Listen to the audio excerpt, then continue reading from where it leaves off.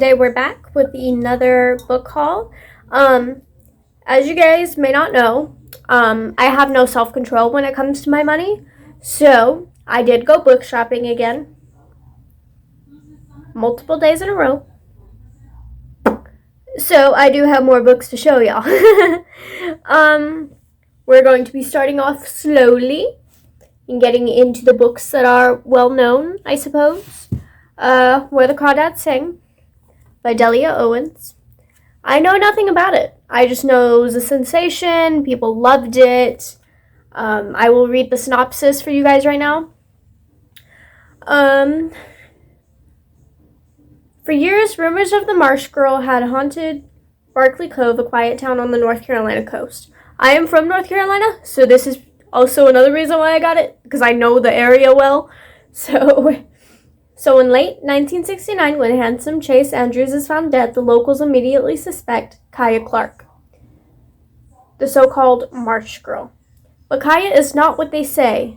Sensitive and intelligent, she has survived for years alone in the marsh that she calls home, finding friends in the gulls and lessons in the sand. Then the time comes when she yearns to be touched and loved.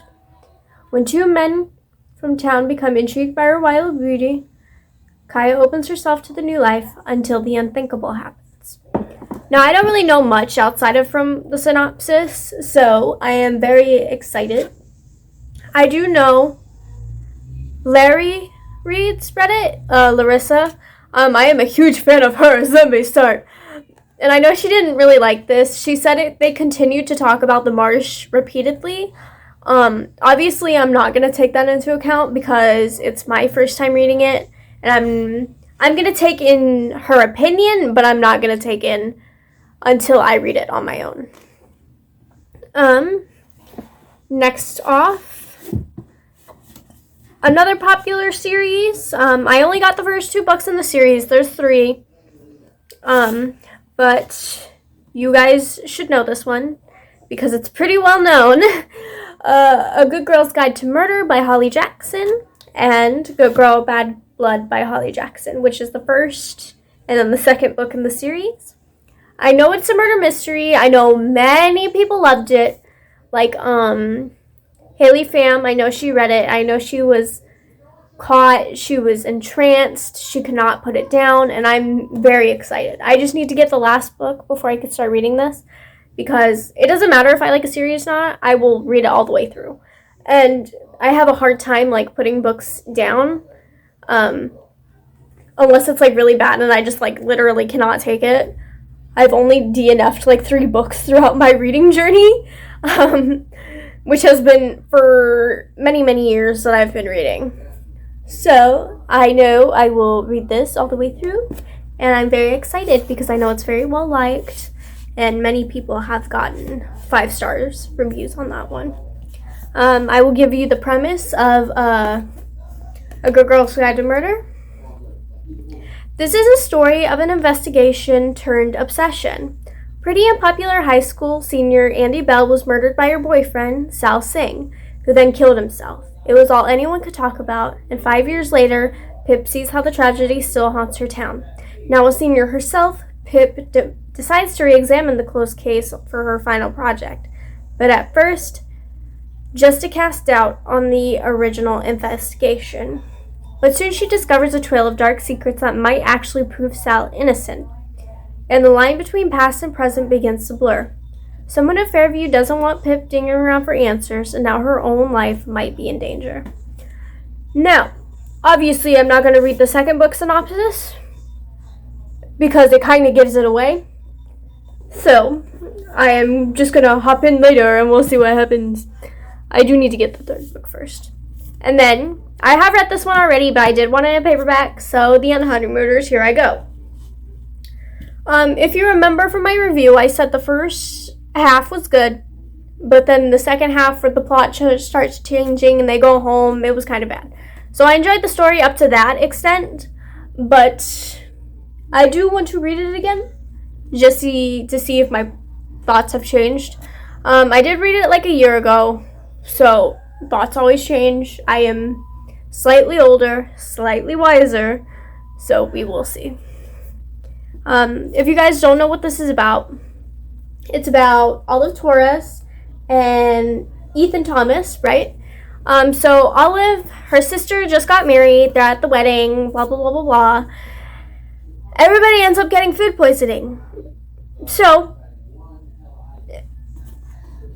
her sister, who just got married, says, Olive, you didn't eat the buffet. Ethan, you didn't eat the buffet. Would you go on our honeymoon for us? Just so it's used, right? Just so they don't give it away to anybody else. And so they ended up going on this honeymoon. They pretend they're married the entire time. It's hilarious. However, there's a lot of issues between Ethan and Olive. They are enemies, have been. So it is enemies to lovers. I know a lot of people like that. I can't think of what else to say about this book. I know Christina Lauren is two different authors. One's Christina, one's Lauren. Ha ha ha. I know the first half is written by one of them and the second half is written by another. I don't know which halves are which, but I did like the first half better. I'm going to reread it soon, and it'll be good. Another well-known one, well, at least a well-known author. This book is very new. She just came out with it. It is Book Lovers by Emily Henry. Now, if you know me, I loved People We Met on Vacation. I would love to read Beach Read. I would love to, honestly.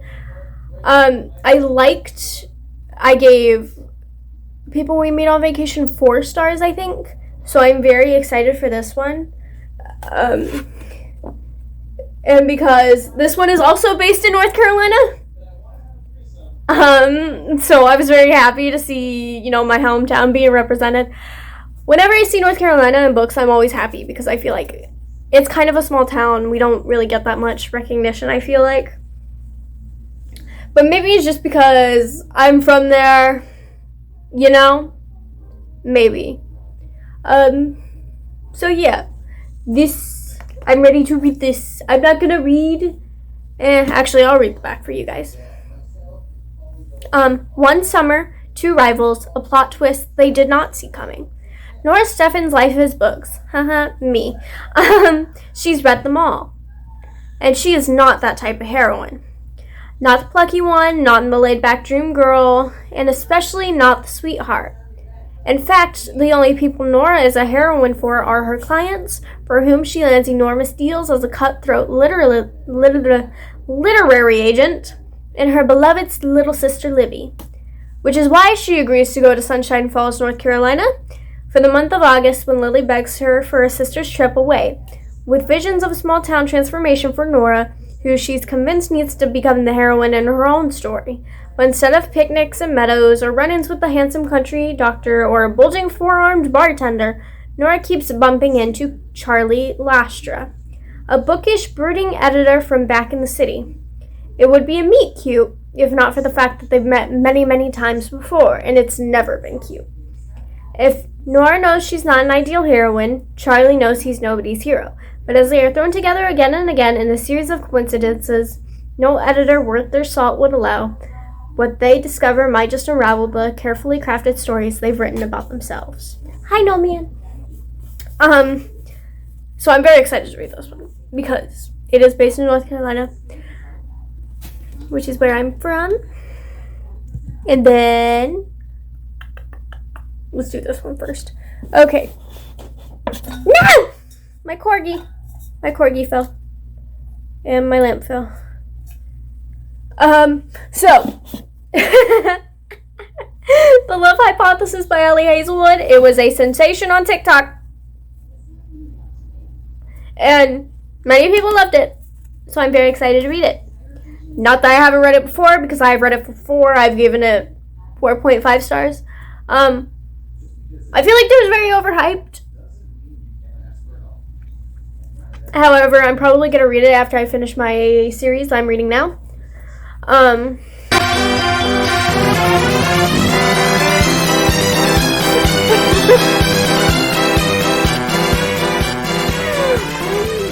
stupid. Anyways, the love hypothesis. Adam Carlson? I almost said Carlson Adam. I am just being stupid now. Yes, Adam Carlson, the professor, and then Olive Smith. Let's ignore the fact that these have the same female names. Olive. She is a PhD candidate. And she doesn't believe in relationships. However, her ex and her best friend want to get together. She's like, hey, listen.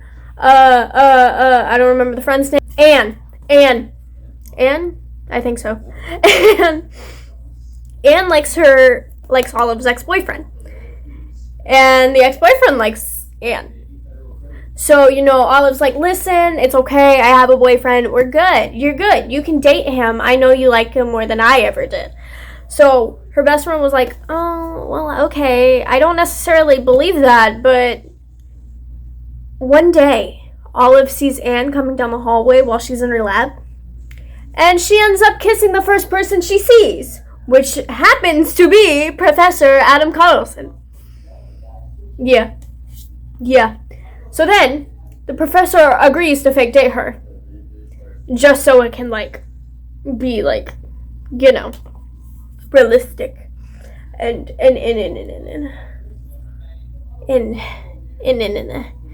this cover art is really pretty. It's so sketchy. I love it. Yeah. And the next popular one that I have, it is Malibu Rising by Taylor Jenkins Reid. If you guys know anything about me, I am for Taylor Jenkins Reid, and I love every single one of her books, and I would just happily read her all day. But yes, I love Taylor Jenkins Reid. She's my queen. I don't know what this is about, but I'm excited to read it. Malibu, August 1983. It's the day of Nina Riva's annual end of the summer party. In anticipation is a fever pitch. Everyone wants to be around the famous Rivas. Nina, the talented surfer and supermodel, brothers Jay and Hud, one a championship surfer, the other a renowned photographer, and their beloved baby sister Kit. Together, the siblings are a source of fascination, especially as the offspring of the legendary singer Mick Riva. By midnight, the party will be completely out of control. By morning, the Riva mansion will have gone up in flames before the spark in the early hours before dawn. The alcohol will flow, the music will play, and the loves and secrets that shaped this family's generation will all come rising to the surface. Malibu Rising is a story about one unforgettable night in the life of a family, the night they choose what they will have to keep from the people who made them, and what they will leave behind. So that's interesting. This next one has 3 different holiday romances, and it is called Let It Snow by John Green, Maureen Johnson, and Lauren Miracle. I know there is a Netflix movie on it. I know that I have not seen it, and I will probably watch it after I read this. But I definitely know I will like the book more than I like the movie, because obviously all books are better than movies. So there's that. I'll read the back for you. An ill-timed storm on Christmas Eve buries the residents of Gracetown under multiple feet of snow and causes quite a bit of chaos. One brave soul ventures out into the storm from her stranded train and sets off a chain of events that will change quite a few lives. Over the next 3 days, one girl takes a risky shortcut with an adorable stranger. 3 friends set out to win a race to the Waffle House, and the hash brown spoils. And the fate of the teacup pig falls into the hands of a lovesick barista. A trio of today's best-selling authors, John Green, Maureen Johnson, and Lauren Miracle, brings all the magic of the holidays to life in 3 hilarious and charming and connected tales of love, romance, and kisses that will steal your breath away. Maureen Johnson's book is first, then Lauren Miracle's, and I'm guessing John Green? No. Maureen Johnson, John Green, then Lauren Miracle. But yeah, as I said, it is a holiday book, Christmas related. I know nothing about it. That's how I usually go into stories, know nothing about it. I buy it, just take it off the shelf, don't bother reading anything. Um, so this next story is based off a real story, Molly's Game. Don't know if you can see the cover. Right there's the cover. Molly's Game is a real life story about Molly Bloom, who is running an illegal gamble operation, which a bunch of celebrities took part in, some of the ones we actually know, and it became like a huge thing. She was taken to court, found this lawyer to try to help her say, listen, this was not illegal. I checked. I made sure it was legal. I made sure it was legal before I did it. And she actually did, but I guess I didn't tell her the logistics right or what happened. I do not remember the ending of the story. I just remember the beginning. I don't know much. I've seen the movie, because I didn't know it was a real life story. And I definitely did not know it was a book. So, yeah. So here's the back.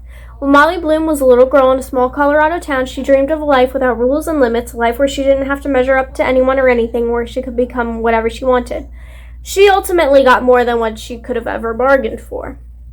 In Molly's Game, she takes you through her adventures running an exclusive high-stakes private poker game catering to such clients as Hollywood royalty like Leonardo DiCaprio and Ben Affleck, athletes, billionaires, politicians, and financial titans. With rich detail, Molly describes the world of glamour, privilege, and secrecy in which she made millions, lived the high life, and fearlessly took on the Russian and Italian mobs, until she met the one adversary she could not outsmart, the United States government. It's the story of how a determined woman gained and then lost her place at the table, and of everything she learned about poker, love, and life in the process. Molly Bloom grew up in Loveland, Colorado. She attended the University of Colorado at Boulder, majoring in political science. Later, she was a member of the U.S. ski team and ranked 3rd overall in the North America in 1998. For several years, Molly organized one of the largest high-stakes poker game in the country. She currently lives in Los Angeles. So there's that. I've only got 3 more. I've got Ellen Hildebrand's The Perfect Couple. I don't know much about it. I know Haley Pham read this. I don't remember her review, but I know she borrowed it during like one of her first book videos, because she wanted to read, I would say, a 24 or 48 hour challenge. But yeah, I don't know most about it. Oh, I just saw how completely damaged this book is. It's got like those water stains. It's okay. We'll work it. We'll figure it out. I want to say this one I have right now is part of a series. Yeah. I don't know the series name, but it's called Love is Hell, this book. And it's got about 7 books in the series, including this one. I know nothing about this. I don't even know if it's like an actual series or a companion series, or I don't know. I grabbed this. I didn't bother looking. So it's a series I know nothing about. So sorry. Christina Warren, Born to be Wild, also a series, but I know there's standalone books in the series, so you don't have to read them in order. I will read this one to you. Josie Barrett brings out the animal in men, literally. As the local veterinarian in town that's approximately 70% others, mostly shapeshifters, Josie deals with beastly situations all the time. It's practically part of her job description. But when the werewolves of Stone Creek, Oregon start turning downright feral, Josie smells a rat, among other more dangerous critters. Born to be Wild. Teaming up with the ferociously sexy Eli Pace, a full-time sheriff and part-time werelion, Josie tries to contain the shape-shifting problem before it spreads like a virus. But when more shifters get infected and stuck in their animal forms, the fur really begins to fly. Josie and Eli have to find the cause fast before the whole town goes to dogs. But first they have to wrestle with a few animal urges of their own. So, I'm guessing this is a smut novel. But I'm not completely sure.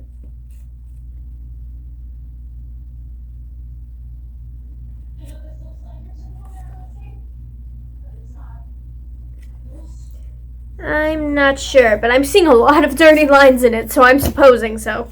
But yeah. That's all the books I bought. So yeah, guys.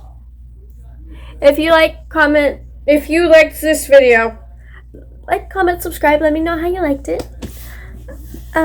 If you didn't, well then, oh well.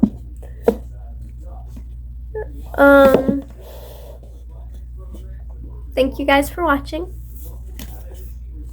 I gotta put all these books back now on the shelf. Let me know what books you guys bought recently. I love knowing what y'all buy because I like knowing that people also have spending problems on books. And it's hilarious to me.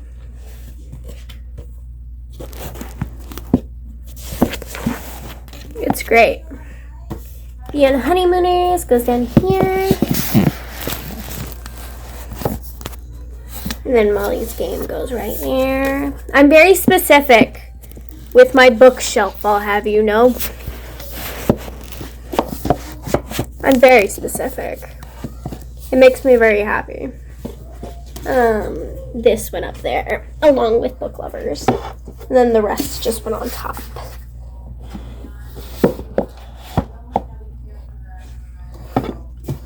Alright, beautiful.